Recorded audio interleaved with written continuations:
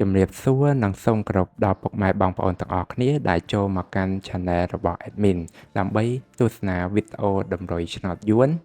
សម្រាប់ថ្ងៃទី23ខែ4ឆ្នាំ2025សម្រាប់វេលាម៉ោង4កន្លះនិងម៉ោង6កន្លះដូច្នេះកុំបង្អង់យូរសូមពុកម៉ែបងប្អូនកលេចមកមើលតម្រុយ2លេខតម្រុយ2លេខ Admin គឺមានលេខ51 59 72 78សម្រាប់ប៉ោះ ABCD បន្ទាប់មកគឺខ្ទង់ O ខ្ទង់ O Admin គឺមាន O នៅខ្ទង់5និងខ្ទង់7បន្ទាប់មកគឺលេខពិសេស Admin គឺមានលេខ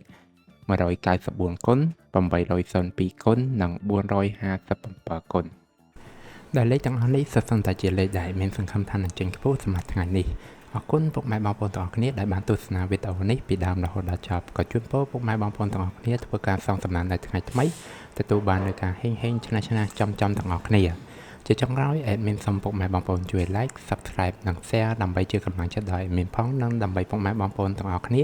ទទួលបាននូវវីដេអូថ្មីបានឆាប់រហ័សផងដែរដូច្នេះ Admin សូមជម្រាបលានិងជួបគ្នានៅវីដេអូក្រោយ